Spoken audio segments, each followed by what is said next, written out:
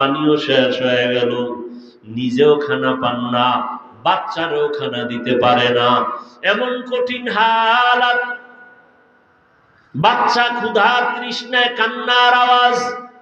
এক পর্যায়ে মা হাজেরা মাঝে মাঝে নিজের জিহ্বাটা ইসমাইলের মুখের মধ্যে দিয়ে দেয়, দেখে জিহ্বার লালাও নাই। মায়ের চোখে পানি, কোথায় যাবে? জঙ্গলের ভেতরে। আল্লাহর কাছে বলে, আল্লাহ রাস্তা খুলে দেন। ইসমাইল ও বাচ্চা শুয়ে শুয়ে কান্না করে।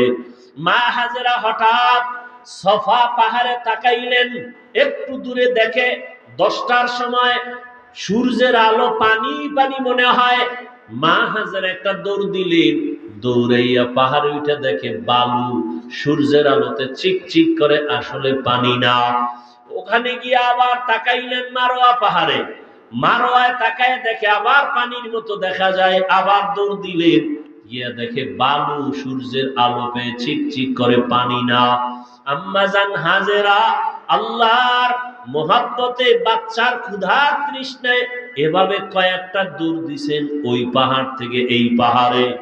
আল্লাহর কাছে মা হাজেরা